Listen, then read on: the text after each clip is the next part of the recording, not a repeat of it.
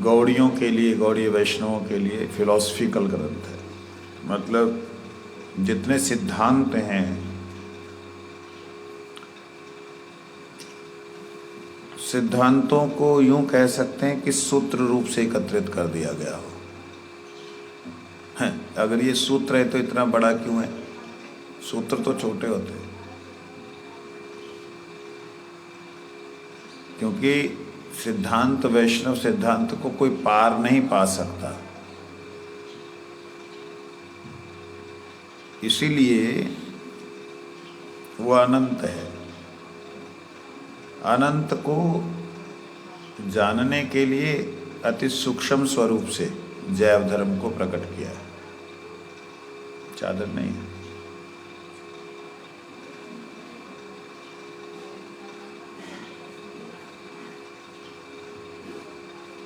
यहाँ पर शक्ति के विषय में विचार चल रहा है। भगवान की जो शक्ति है वो कैसी है, शक्ति की क्या अवस्थाएं हैं, शक्ति क्या क्या क्रिया करती है, और क्या ऐसी क्रियाएं हैं जो शक्ति करती तो है लेकिन उसे कोई भी जान नहीं पाया और जान नहीं सकता। उसको जान पाया भी नहीं और जान सकता भी नहीं। ऐसी कौन कौन सी क्रियाएं हैं शक्ति की, वो बात हम लोग चिंतन कर रहे हैं। न तस्य कार्यं करणंश्च विद्यते, न तत्समश्चाभ्यधिकश्च दृश्यते, परास्य शक्तिर्विविधैव श्रूयते, स्वाभाविकी ज्ञान बल क्रिया च। अभी आप एक सिद्धांत को समझिए। आज तक ये सुनते आए हैं कि सर्वशक्तिमान भगवान से ही सब कुछ होता है, यही ना? लेकिन आज आप क्या सुन रहे हैं कि शक्ति से ही सब कुछ होता है। वही परम पुरुष जो भगवान हैं वो तीन स्वरूपों से या तीन प्रकार की शक्तियों के द्वारा सारे अनंत ब्रह्मांड और वैकुंठों की रचना करते हैं। तो भगवान शक्ति है या शक्तिमान है?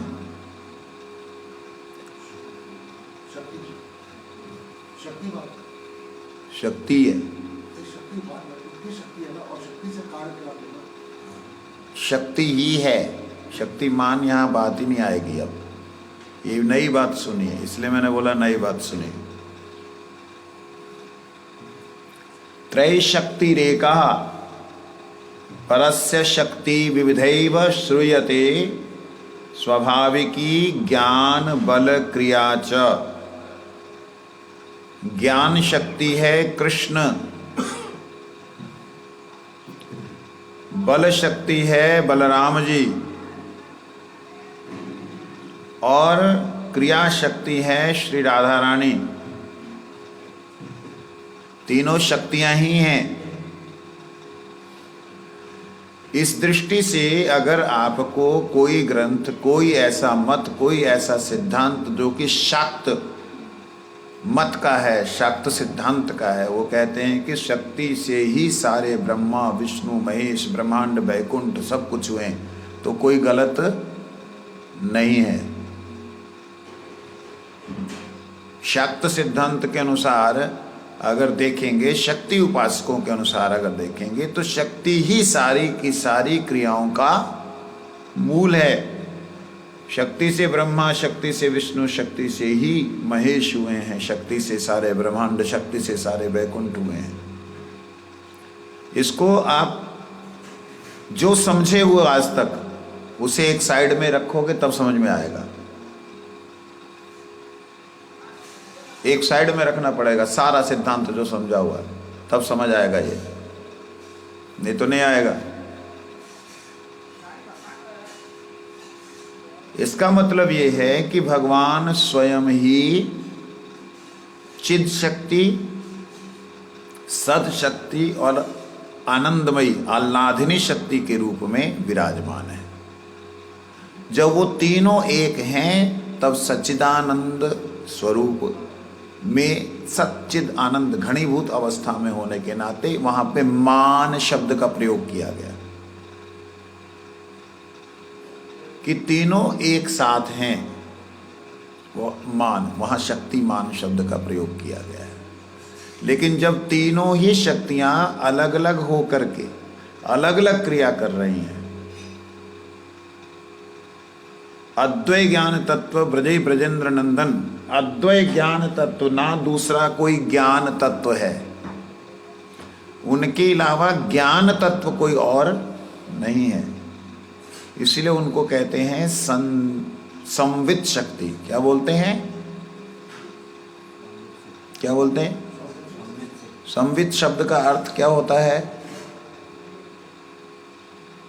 पास में आ जाओ और माला छोड़ दो थोड़ी देर के लिए।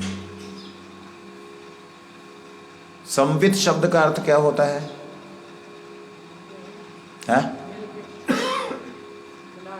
संवित, हाँ जी, इसीलिए बोला माला छोड़ दो। माला पूरी कर लो, करके छोड़ दो, आगे आ जाओ। आज स्टूडेंट की तरह आप शिक्षा गुरु हो, शिक्षा देते हो, लेकिन आज एक दूसरे दृष्टि से, एक दूसरे भाव से। क्या होता है संवित का मतलब? शब्द का अर्थ बोलना है। बोलो फटाफट, मेरा टाइम नहीं है। सम्यक रूप से जो एकत्रित है। सम्यक रूप से एकत्रित है, हैं?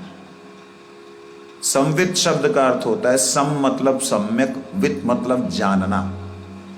विद धातु से होता है विद, विद्वान, विद्वान, विदत्वान।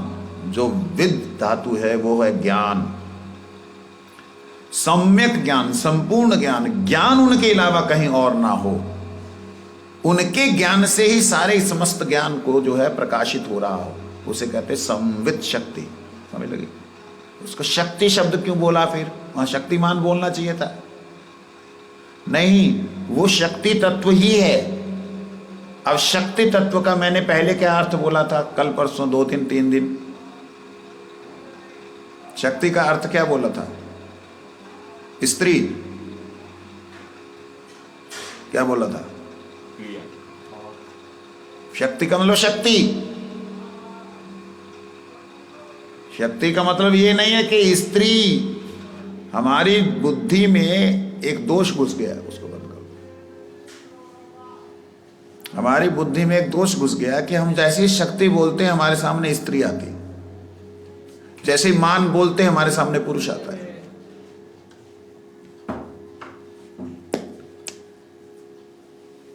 हाँ, करने के लिए बोला बेटा।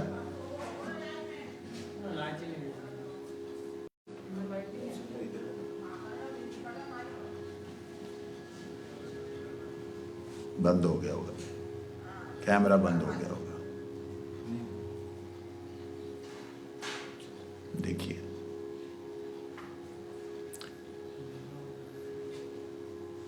तो शक्ति बोलने से हमारी बुद्धि भ्रमित हो जाती है। शक्ति बोलने से हमारे अंदर आता है कि स्त्री, जहां राधा रानी, जहां योग माया, यही आता है ना। लेकिन है नहीं है प्रैक्टिकली। क्यों नहीं है? क्योंकि शक्ति, मधुसूदन की शक्ति का मतलब मधुसूदन की स्त्री नहीं है। मधुसूदन का कोई रूप की, रूपवान है, गुणवान है, तो वो मधुसूदन की शक्ति है ना। ये तो शक्ति का मतलब ये कोई स्त्री नहीं है। मधुसूदन का आनंद जो है वो स्त्री नहीं है। इस बात को समझिए। हम स्त्री स्त्री स्त्री दिमाग में घुसा हुआ है। शक्ति शक्ति शक्ति सुनने, कुंज जब वो विस्तृत होता है तो उसे शक्ति शब्द का प्रयोग किया जाता है। नहीं तो वो ज्ञानवान है। ज्ञानवान मतलब ज्ञानमान, ज्ञानवान। और संधिनी शक्ति, दोबारा से सुनिए, संधिनी शक्ति, संवित और है संधिनी। संधिनी शक्ति क्या होती है? संधिनी शब्द का अर्थ क्या है?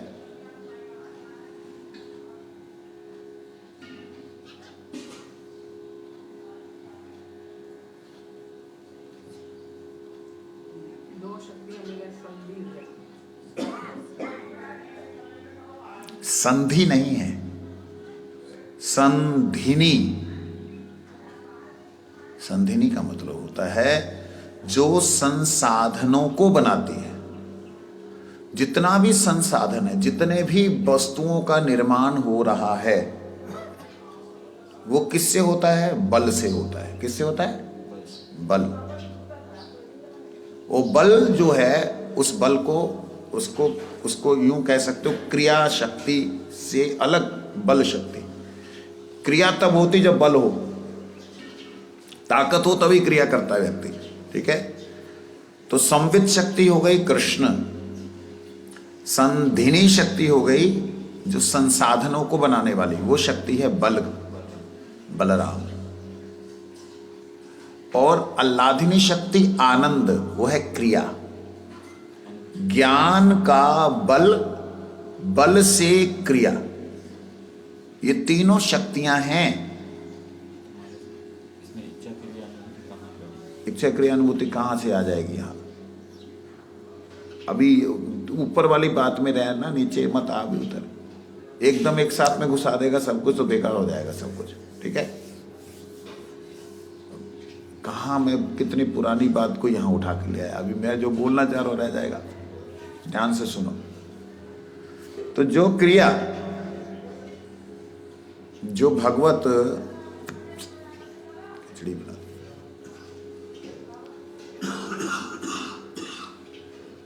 संधिनी शक्ति, संवित शक्ति, आह्लादिनी शक्ति, सत चिद आनंद। संधिनी सब संसाधनों को इकट्ठा करने वाली, वस्तुओं को एकत्रित करने वाली शक्ति, वह है संधिनी। जैसे उदाहरण के लिए ज्ञान का प्रकाश। ज्ञान की शक्ति क्या है? ज्ञान का, अज्ञान को दूर करने वाला ज्ञान का प्रकाश। ये उसका प्रकाश जो है, ये ज्ञान की शक्ति है। ये ज्ञानमयी शक्ति इसको कह सकते हैं। और उस ज्ञानमयी शक्ति के द्वारा क्या होना है, क्या करना है, ये करने वाली शक्ति है संधिनी। संवित की क्रिया कैसे करनी है, कैसे होना है, वो है संधिनी। और होने के बाद अनुभूति क्या होगी? वो है क्रिया शक्ति श्री राधा रानी। समझ आ गई? अब इनके अलग अलग रूप हैं। फिर ये ऊपर की शक्ति है, अनंत ब्रह्मांडों से, अनंत वैकुंठों से ऊपर की शक्ति, मूल शक्ति।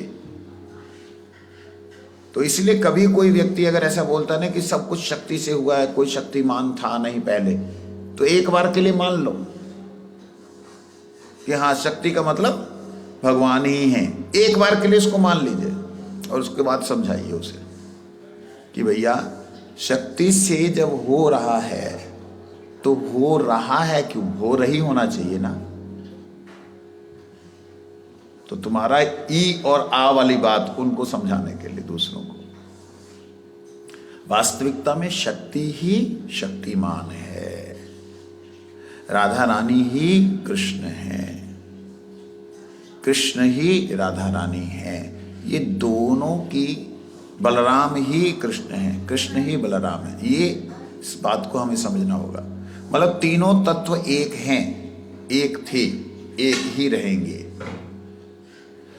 कभी भी ज्ञान जो होता है बिना सत के नहीं हो सकता। बिना सत के ज्ञान हो ही नहीं सकता।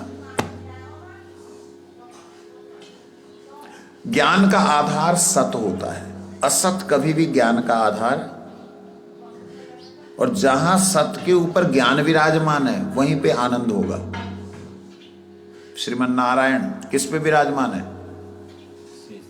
शेष पे, सत पे विराजमान है। और नारायण की सेवा में कौन है? आनंद। ठीक। बलराम जी, सारा गोलोक धाम कौन है? बलराम। योग माया कौन है? बलराम। परब्रह्म कौन है? बलराम। राधा रानी क्या है? आनंद, परानंद शक्ति। राधा रानी के लिए एक शब्द प्रयोग हुआ है, महाविष्णु प्रसूरपि। क्या बोला मैंने? महाविष्णु प्रसूरपि।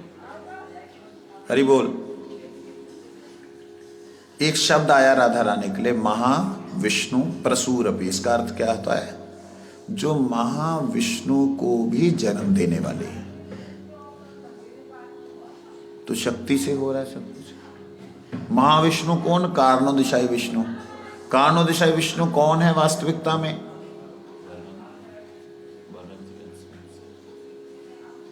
एक दृष्टि से बलराम हो गया, यहां से राधा रानी से हो रहे हैं।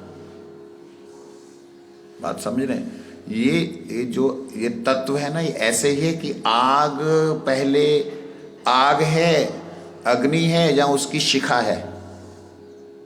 जहाँ शिखा है, जहाँ प्रकाश है। अग्नि जहाँ है वहाँ अग्नि की शिखा भी है और अग्नि का प्रकाश भी है, अग्नि का तेज भी है। और अग्नि के कारण अंधेरा भी है, छाया भी है। बात समझ रहे हैं? तो ये बात बड़ी विचित्र है। मैं जो बोल रहा हूं हो सकता है समझ में ना आए, लेकिन एक बात सुन लीजिए और उसका मनन करके देखिए, आपको आनंद आएगा, अच्छा लगेगा। अग्नि, आग का सोर्स कुछ भी ना हो, नीचे से कोई भी आधार ना हो, कोई जलने वाली चीज ना हो, ज्वलनशील ना हो, स्वयं भू हो। उस अग्नि के अंदर की जो लौ है, लपटें हैं, वो उसकी स्वाभाविकी है, उससे अलग नहीं है, और उसके बिना वो अग्नि भी नहीं है। बात समझ रहे? और अग्नि का ताप, उसका जो है ताप, और ताप के बाद में उसका प्रकाश, और उस प्रकाश के कारण होने वाला अंधेरा। क्या प्रकाश से अंधेरा होता है? लोग मेरे को बेवकूफ बोलेंगे। प्रकाश से कभी अंधेरा होता है जी?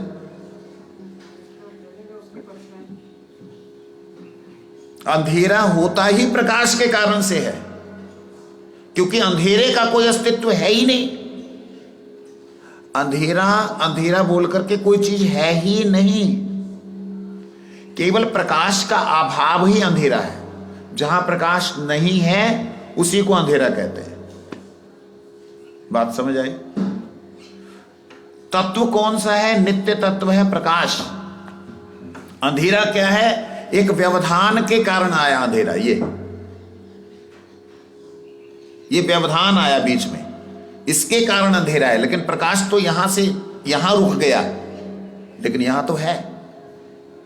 तो प्रकाश नित्य है, अंधेरा जो है वो अनित्य है।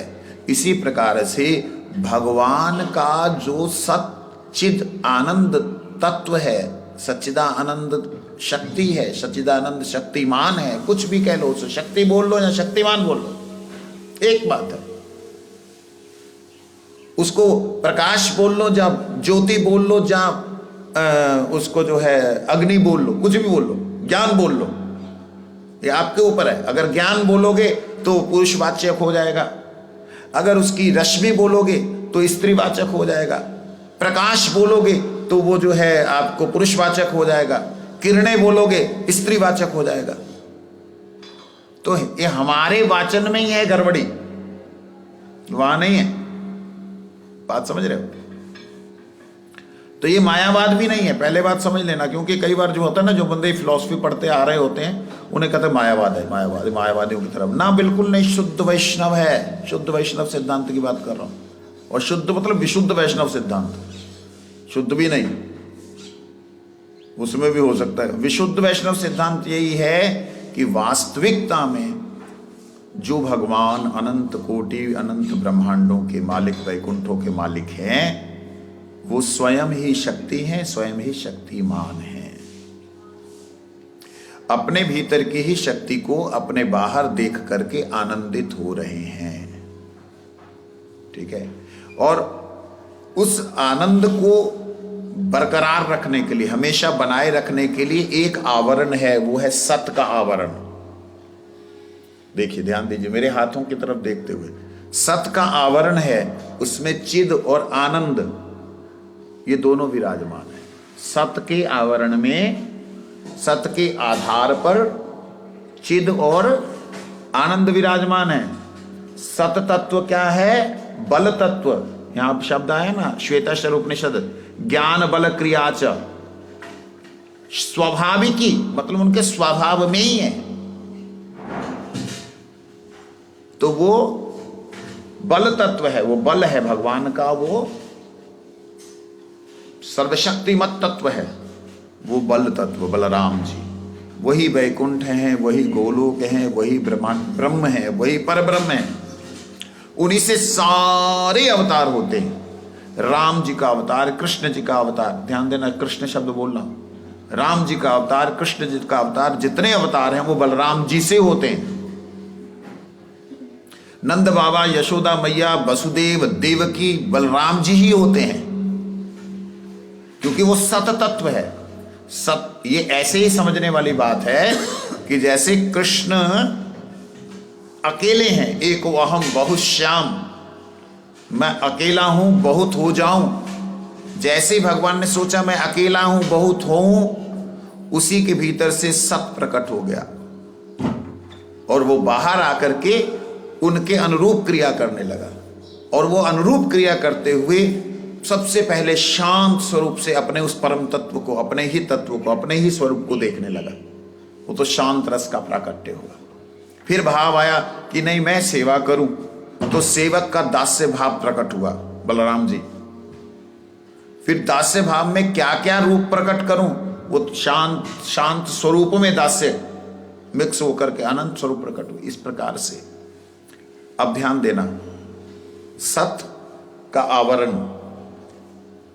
सत के भीतर चिद कृष्ण, आनंद राधा रानी, सत के भीतर। अब ये सत के भीतर का जो बाहरी हिस्सा है, सत का जो बाहरी हिस्सा है, वो बाहरी हिस्सा इस दिव्य अनंत प्रकाश का, इनका राधा कृष्ण के सुख विधान का, राधा कृष्ण की लीला विधान का, योग माया स्वरूप से अंदर और महामाया स्वरूप से बाहर। महामाया स्वरूप कौन सा हो गया? अंधकार। किसके कारण से? उस दिव्य प्रकाश पुंज को घेरने के नाते। इसकी छाया कौन सी बन गई? अंधकार। इसलिए अंधकार का कारण प्रकाश है,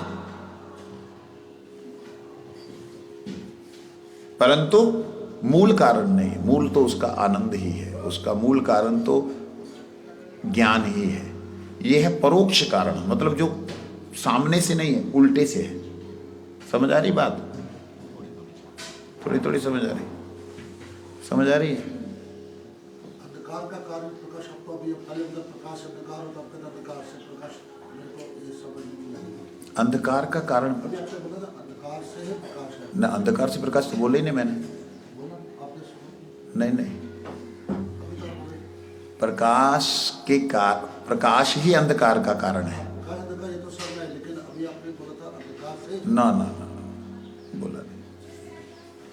ध्यान से, इसलिए एक शब्द जो है ना ध्यान से सुनना होगा।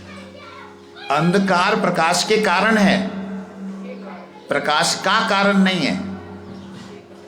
प्रकाश का नहीं है, वो के बोला है। अंधकार प्रकाश के कारण है। तो सत बलदेव, सत के बहिर्भाव, एक तो उन्मुख भाव है भगवान की तरफ, एक पीठ वाला भाव है जो बाहर का भाव। वो जो बाहर का भाव है वो अनंत ब्रह्मांड है। एक प्रश्न आपने कहा कि बलराम से ही सब उत्पन्न हुए, अभी आपने कहा थोड़ी देर पहले कृष्ण इत्यादि कृष्ण से बलराम उत्पन्न है कि बलराम से कृष्ण, ये क्लियर कर दो। बड़ा अच्छा प्रश्न।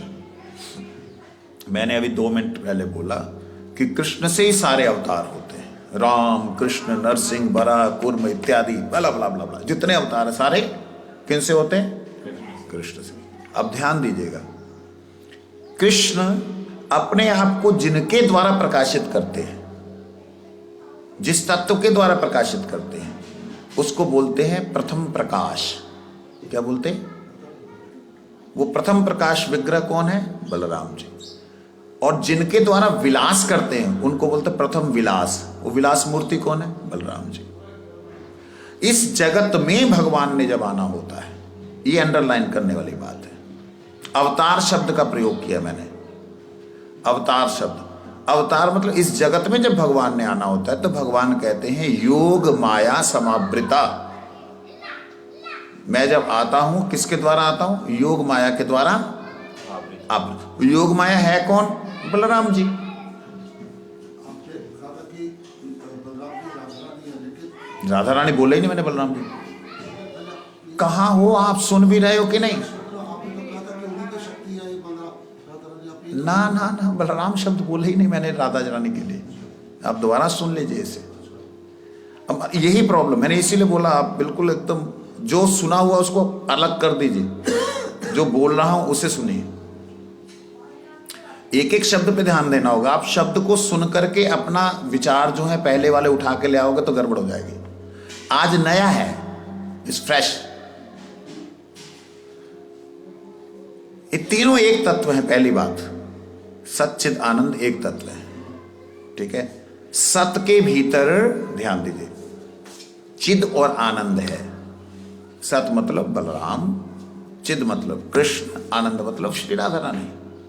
और एवरी इंडिविजुअल, तीनों ही सच्चिदानंद है अपने आप में,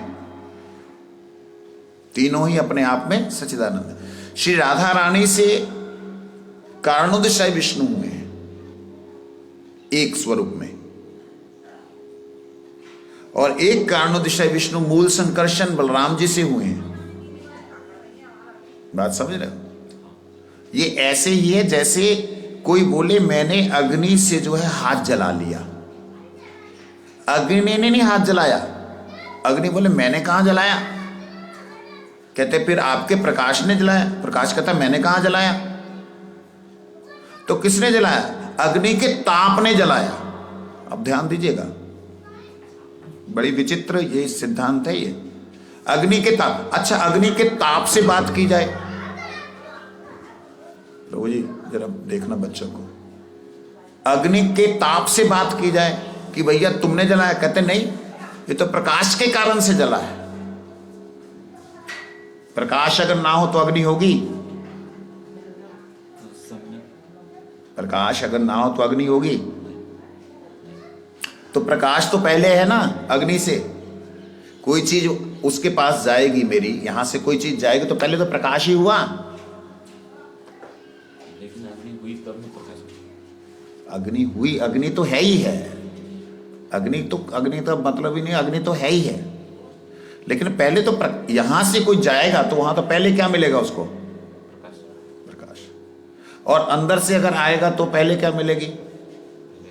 अग्नि मिलेगी, ठीक है।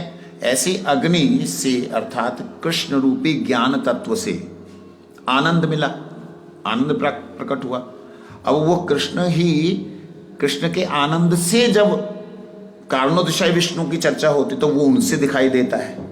और अगर इस संसार की तरफ से जब ऊपर की तरफ जाते तो बलराम जी दिखते हैं। कैसे? क्योंकि बलराम जी ही अनंत गोलोक के एक सर्कल हैं, एक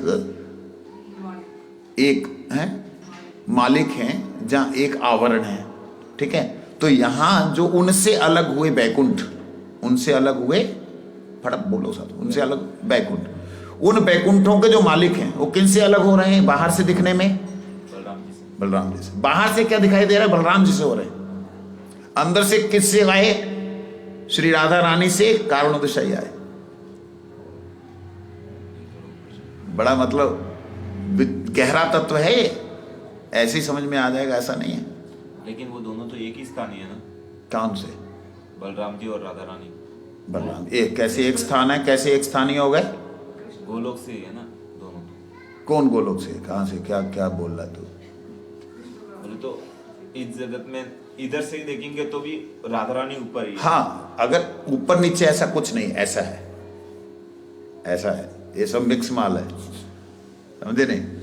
ऐसे इधर से नहीं है। लेकिन अगर इधर से देखते हैं तो वहां पे राधा रानी गंभीर तत्व है, भीतर का तत्व है, कृष्ण उससे बाहर का तत्व है, और बलराम उनसे बाहर का तत्व। इस तरीके से समझ सकते हैं, ऊपर नीचे वाला बात नहीं लीजिए, ठीक है ना।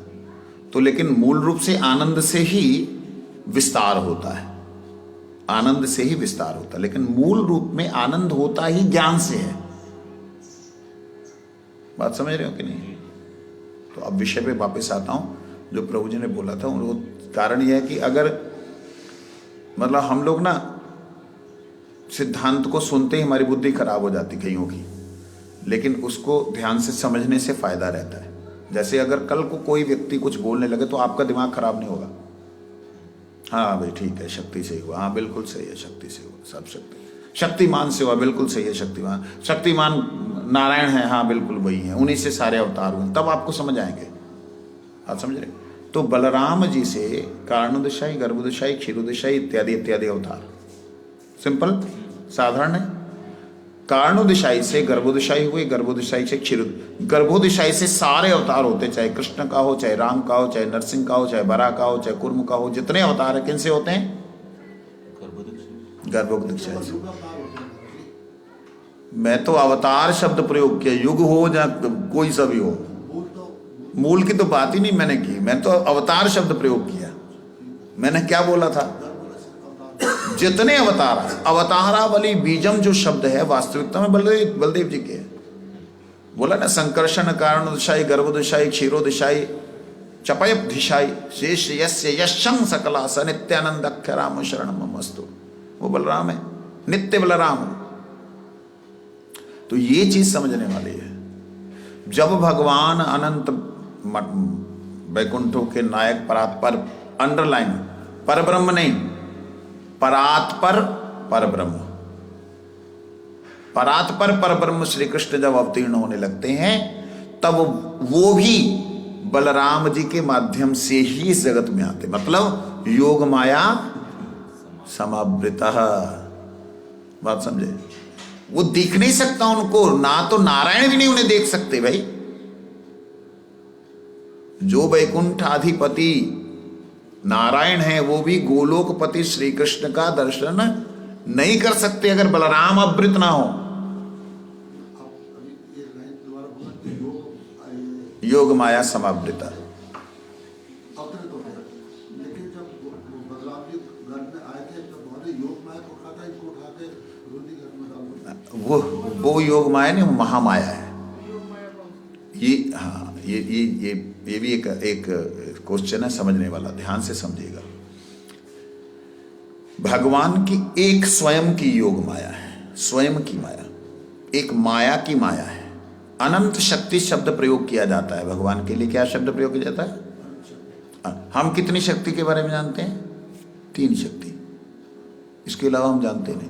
कौन कौन सी? अंतरंगा, बहिरंगा, तटस्थ, इसके अलावा हम जानते नहीं। अब अंतरंगा में कितनी अंतरंग शक्तियां हैं? वो भी अनंत हैं, no one can count it, कोई भी इसको गिन नहीं सकता। जैसे उदाहरण के लिए मूल शक्ति जो चिद की, ज्ञान की, सच्चिदानंद की जो सबसे मूल शक्ति है, उस शक्ति को बोलते हैं संधिनी। उस संधिनी मतलब जो संसाधनों को बनाने वाली है। किसके संसाधनों को? जो ज्ञान को आनंद देने वाले संसाधन है, ज्ञान को आनंद देने वाले संसाधनों को बनाने वाली शक्ति है सत, संधिनी। उसी संधिनी शक्ति को योग माया, मूल योग माया कहते हैं, ठीक है ना। वो शक्तिमान स्वरूप से है शक्ति, लेकिन स्वरूप क्या है? है शक्ति, लेकिन स्वरूप क्या है? शक्तिमान, पुरुष स्वरूप है। अब स्त्री और पुरुष की बात मैं यहां नहीं कर रहा हूं। पुरुष और पुरुष स्वरूप बोलने का मतलब है जो संपूर्ण पुर में, पुर मतलब घर, नगर, सब ब्रह्मांड, उन्हें पुर कहते हैं, उस पुर में शयन करने वाले हैं, उसे कहते हैं पुरुष। अब आप देखिए बलराम जी जो हैं वो मूल रूप से क्या हो गए? भगवान के निज आवरण, भगवान उनके निज आवरण हो, ये बलराम जी हैं। तो भगवान की निज योग माया इस वक्त कौन है? गोलोक के समय में कौन है? यहां पे योग माया वो वाली है ही नहीं जो कि ब्रह्म से नीचे है, जो कि बैकुंठों से नीचे है, वो है ही नहीं यहां पे। बात समझ रहे हैं? मतलब आप इसके साथ में चलिए। सच्चिद आनंद, इनका ही मूल वैभव है, उनका ही मूल वैभव। ये मूल जो वैभव है भगवान के, मान लो कि गोलोक धाम नहीं, चलो वहां से शुरू करते हैं। वैकुंठ बुकुंठ सब कुछ, ये माया मोया कुछ भी नहीं है, मान लो ऐसी जगह पे पहुंचो, वहां से समझ में आएगा सच्चिदानंद तत्व। ठीक है, सच्चिदानंद तत्व जब एकत्रित है, प्रकाशित नहीं है, तो वो बीज स्वरूप में है। कैसे बीज स्वरूप में है? जैसे बट वृक्ष का बीज, उसके अंदर ही बट वृक्ष के पत्ते भी हैं, डालियां भी हैं, उसके अंदर ही संपूर्ण शाखा उपशाखाएं, फल, फलों में अनंत बीज उस छोटे से एक बीज के अंदर है, मान लो समझने के लिए। लेकिन बीज के ऊपर का जो शेल है, कवर है, छिलका बीज के ऊपर का, वो बलराम है। बीज के अंदर जो उसकी गिरी है वो कृष्ण है।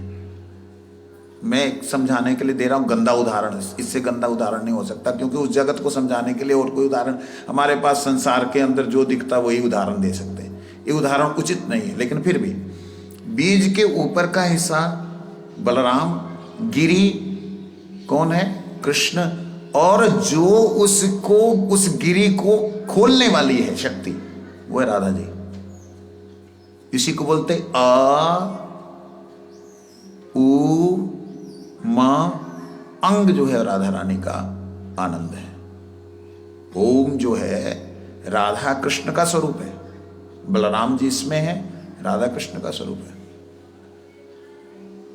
क्लिंग शब्द जो है हमारा, जो उस दिन मैंने वहां भी चर्चा की थी शाम ढाक पे, क्लिंग शब्द जो है ये कृष्ण का ही, कृष्ण पे ही लगता है। वो क्लीम है, क्लीम, क्लिंग अंग, क्लीम है वो, क्लीम। इसको भी लोग क्लीम बोलते हैं, बट उच्चारण क्लिंग, क आधा, ल बड़ी की मात्रा, अंग। बिंदी को मां नहीं बोलना, क्लीम नहीं बोलना। कई लोग क्लीम बोलते हैं, क्लीम हीम क्लीम चमुंडाय विच्चे, तो वो क्लीम शब्द जो है वो अलग है। ये देखिए अ आ ई उ, ये जो अ आ ई जितने स्वर है ना, इन स्वरों के साथ में अगर बिंदी आती है तो अंग की आवाज आनी चाहिए।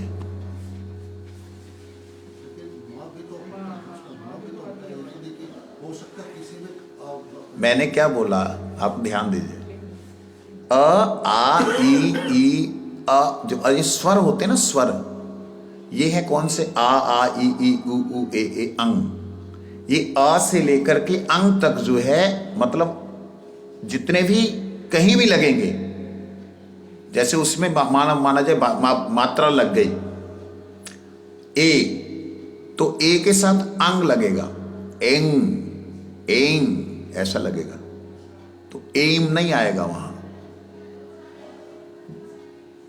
ई की मात्रा है, ई की मात्रा में क्या लगे? इंग, इंग अंग है।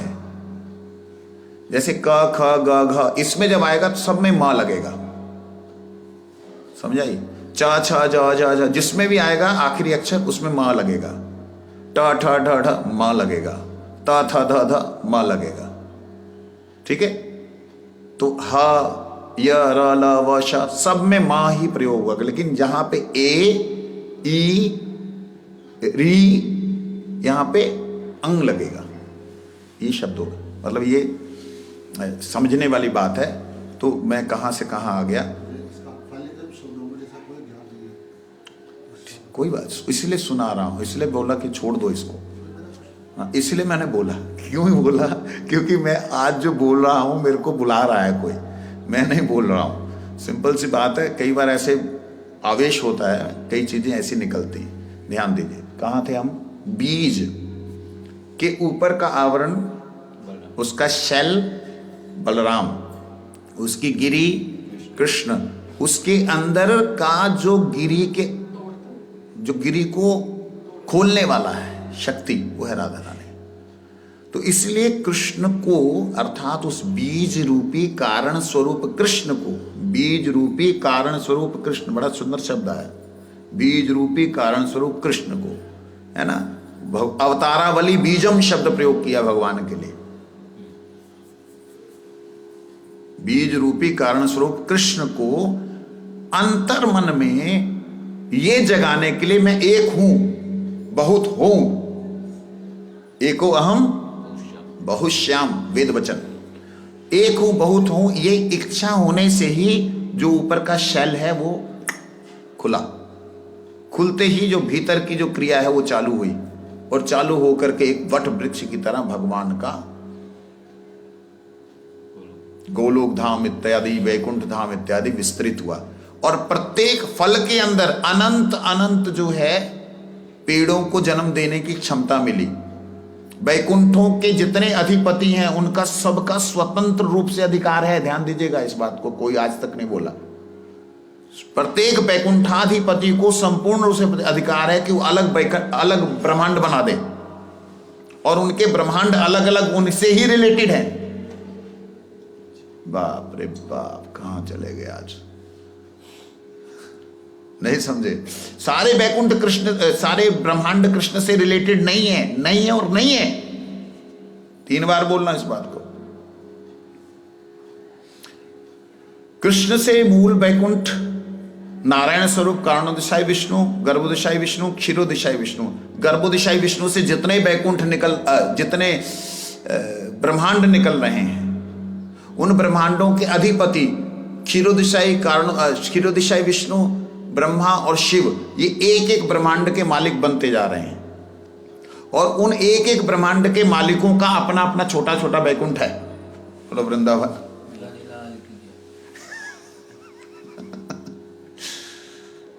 एक दिन मैंने एक ग्राफ बनाया था, नीचे आप थे नहीं शायद, एक ग्राफ बनाया था वैकुंठों से कैसे ब्रह्मांडों की संरचना होती है।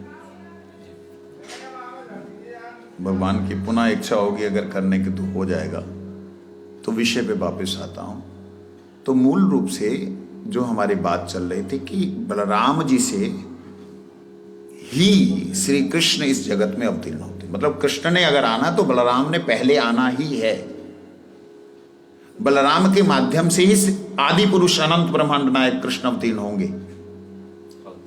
अवतारी, अवतार की तो बात छोड़ ही दीजिए, अवतार तो डायरेक्ट उन्हीं के अंश हैं, बलराम जी के अंश हैं। ऐसा होता तो लक्ष्मण जी क्यों बात करते राम से बाद में? अगर ऐसी बात होती, अगर लक्ष्मण जी तो बलराम है, अगर उनके माध्यम से लक्ष्मण जी शेष है, अनंत देव है ना, अनंत देव है, कला अवतार है। वही तो बलराम जी है, वही शेष, वही लक्ष्मण, वही तो बलराम है। देखिए एक है नीचे से ऊपर देख रहे हैं, मैं एक ऊपर से नीचे लेके आ रहा हूं। ऊपर से जब नीचे आएंगे तो पहले जो है सूरज होगा, उसके बाद उसकी लपटें होंगी, लपटों के बाद किरणें होंगी। और एक नीचे से ऊपर जब देखेंगे, नीचे से ऊपर देखेंगे तो पहले किरणें होंगी, बाद में लपटें होंगी और बाद में सूरज होगा। ठीक है ना। तो भगवान बलराम जी की बात चल रही है, आदि पुरुष कृष्ण की बात अगर चल रही है तो इस दृष्टि से मैं बोल रहा हूं। और अगर मैंने बोला उससे आपने, जब हमारा प्रश्न जो गया कहाँ गया था कि कृष्ण जो हैं अवतारी, उसके ऊपर आपका प्रश्न गया था, तो मैंने बोला अवतारी कृष्ण को भी जब इस जगत में आना होता है तो वो बलराम के माध्यम से ही आते हैं। कैसे आते हैं उसका एक छोटा सा उत्तर, इस जगत में अवतीर्ण होने के लिए धाम स्वरूप कौन है? लक्ष्मण जी है नहीं धाम स्वरूप? कौन है? ना बलराम को मत लाइए ना, नहीं सेम नहीं है। अब एक मूल कृष्ण की बात आप कर रहे हैं, अवतारी कृष्ण की जब बात हो रही है तो वहां पे थोड़ा सा भेद है। ठीक है। और जहां अवतारी कृष्ण की बात नहीं हो रही वहां सब सेम है, सेम होने से भी भेद है। ध्यान दीजिएगा कि जहां अवतारी कृष्ण अनंत ब्रह्मांड नायक पर ब्रह्म, नोट पर ब्रह्म कृष्ण, ये शब्द प्रयोग हुआ है गोपाल तापनी उपनिषद के अंदर।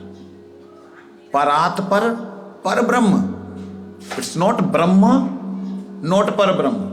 भगवान श्री राम के लिए प्रयोग हुआ है पर ब्रह्म।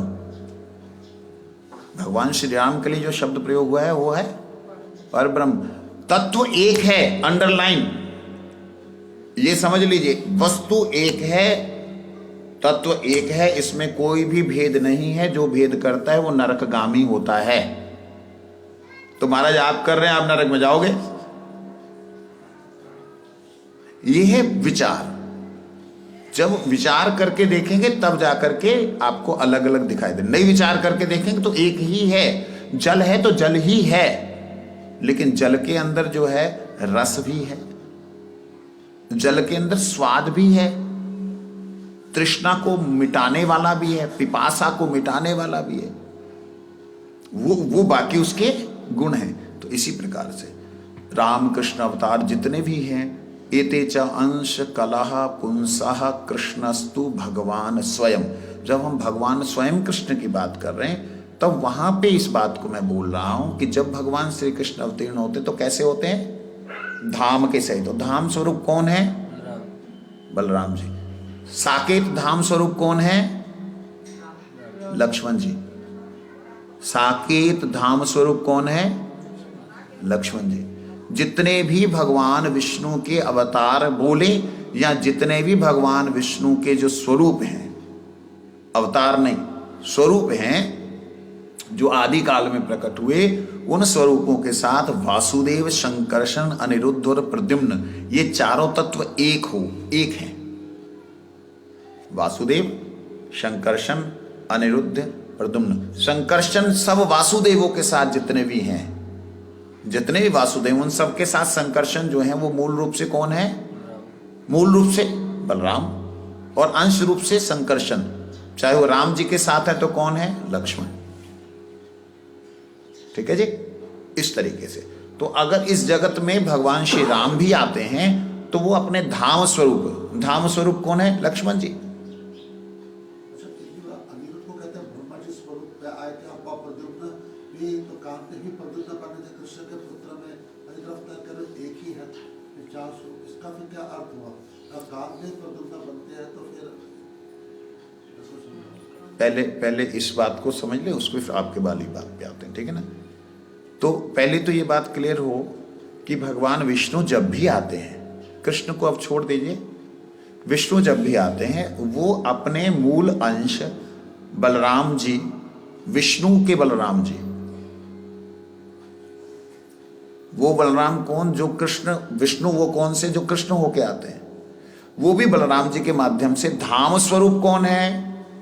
ये बात ध्यान रखना। धाम कौन है? किसी जीव के अंतःकरण में प्रकट होना है तो धाम कौन है? बलराम। बात समझे? बिना भगवान ने वेद में ये वचन आया, बलहीनेन लभ्य, वेदांत सूत्र है, बलहीनेन लभ्य। बिना बल के बलहीन को वो नहीं मिलते हैं।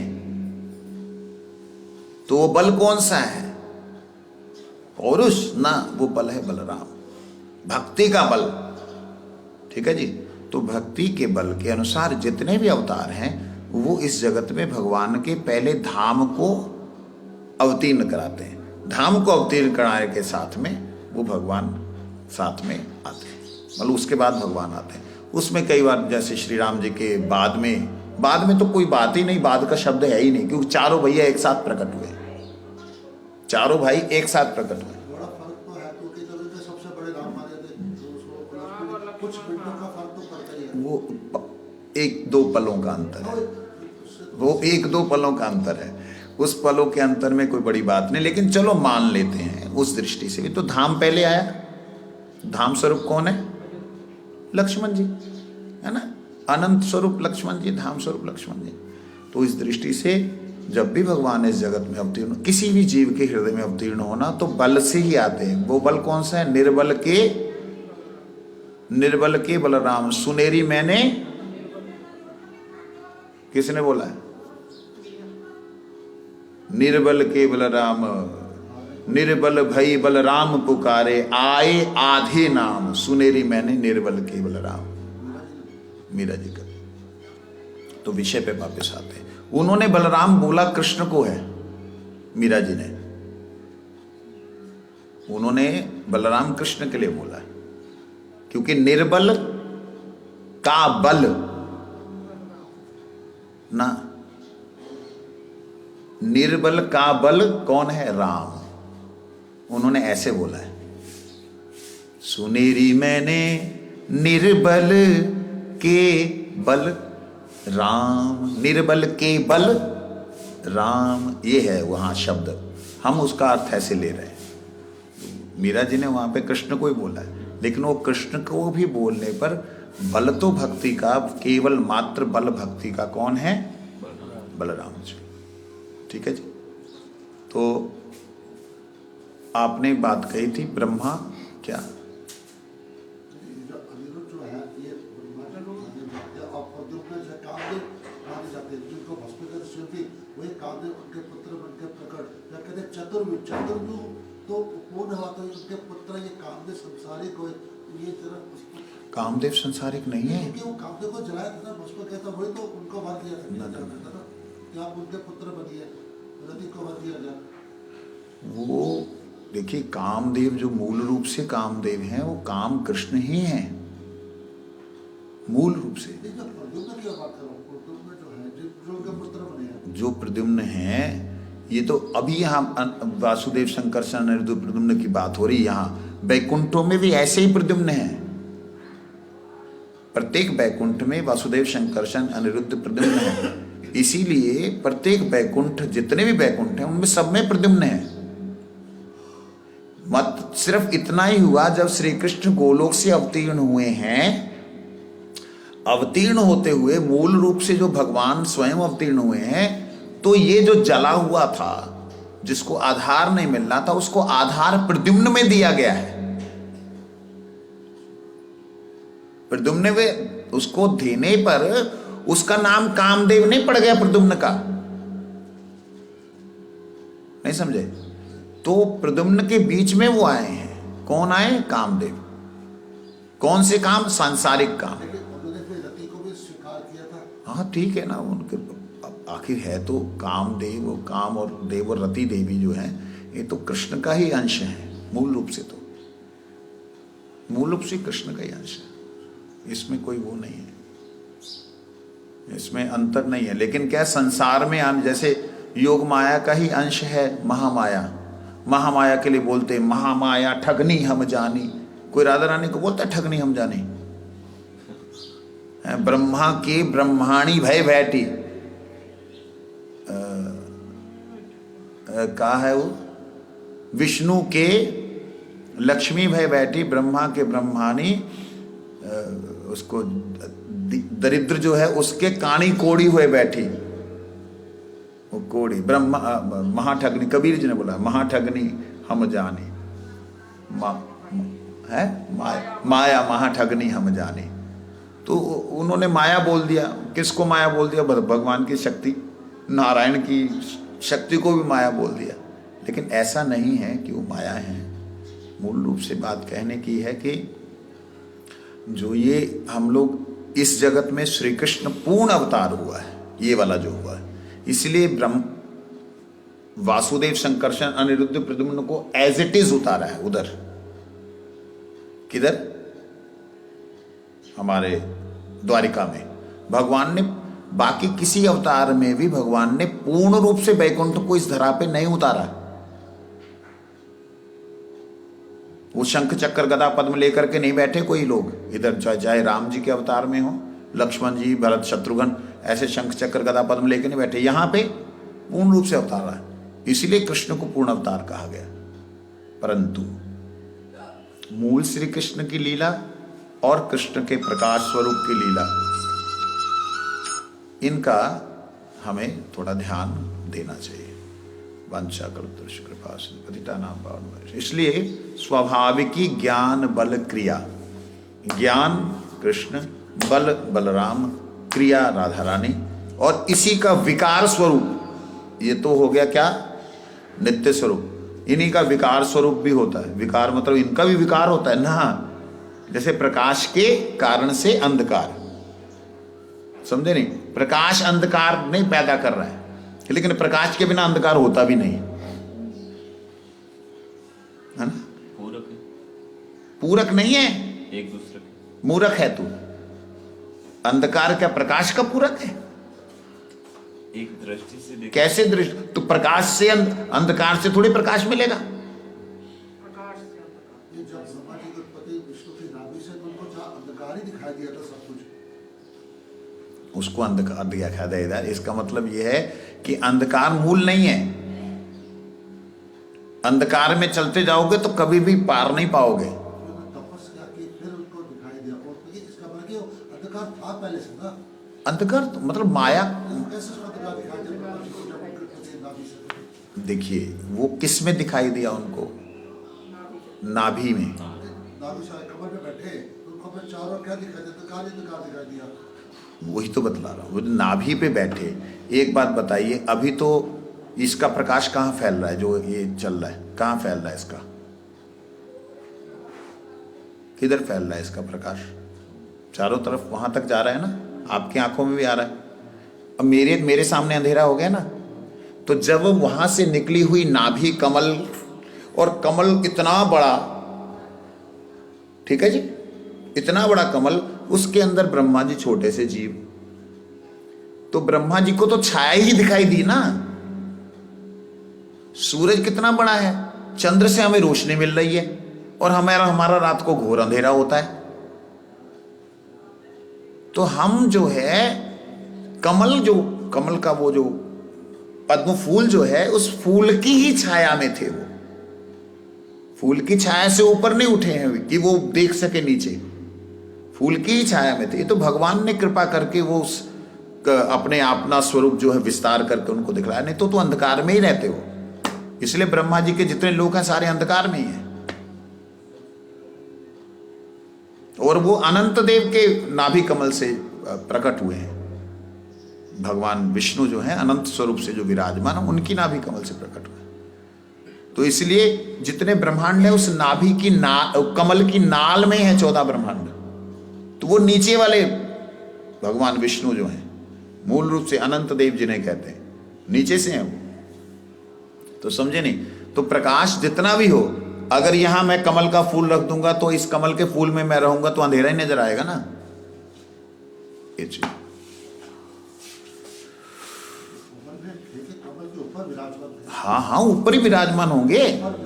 आप पृथ्वी के ऊपर हो, नीचे ऊपर देखा, तेरा ऊपर नीचे तेरा होगा। मेरे मालिक, आप पृथ्वी के ऊपर हो ना, आप पृथ्वी के ऊपर हो। अंधेरा था ना अभी 3 घंटे पहले, क्यों अंधेरा था? अंधेरे क्यों था? हालांकि दूसरे नक्षत्र तारे उस सूरज की किरणों के सामने थे, तो उनकी रोशनी हमारे तक आ रही थी ना, उधर से आ रही थी, हमारे तरफ से नहीं तो आ रही थी।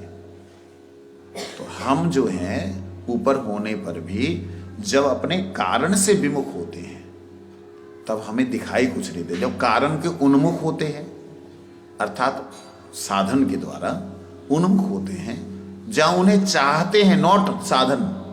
वो उसने ब्रह्मा जी ने केवल चाहा, उनको मंत्र कहां से मिले? मंत्र तो खा ही नहीं तुम उनका कोई। ये तो केवल जो अनंत देव हैं उनकी ही छाया, उनकी ही करुणा जो है वो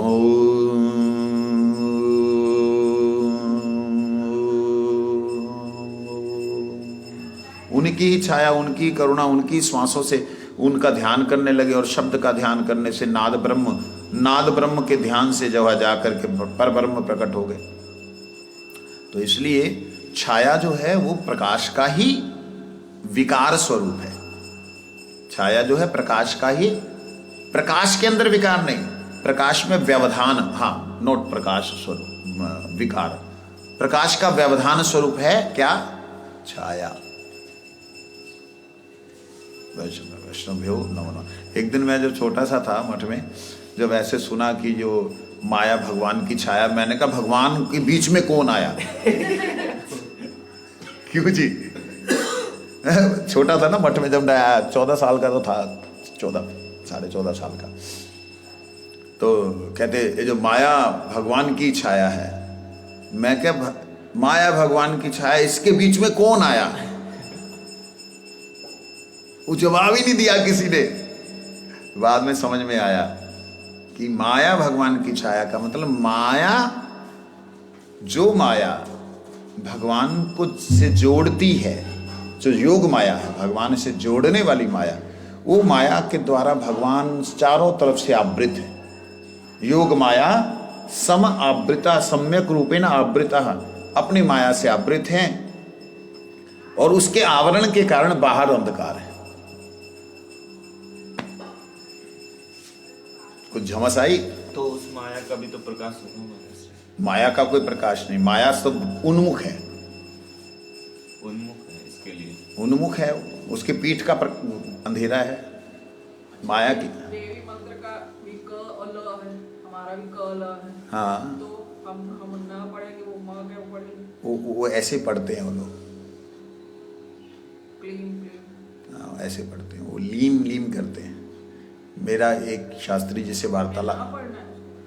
ऊंग, माँ नहीं पढ़ना, हम ना पढ़ना। वो आप बोल, माँ अगर बोले दोष भयंकर नहीं है कुछ उसमें, लेकिन ये उच्चारण से आप जिस अधिष्ठात्री देव का आप ध्यान कर रहे हैं वो उधर ले जाता है, उसमें दोष नहीं है। वो शक्ति अगर क्लीम बोल रहे हैं तो वो राधा रानी शक्ति की तरफ जाएगा, उसमें कोई दोष नहीं है। मतलब उसमें मूल शक्ति जो है यहाँ पे काली है तो वहाँ कृष्ण की या कृष्णा, वो भी काली है।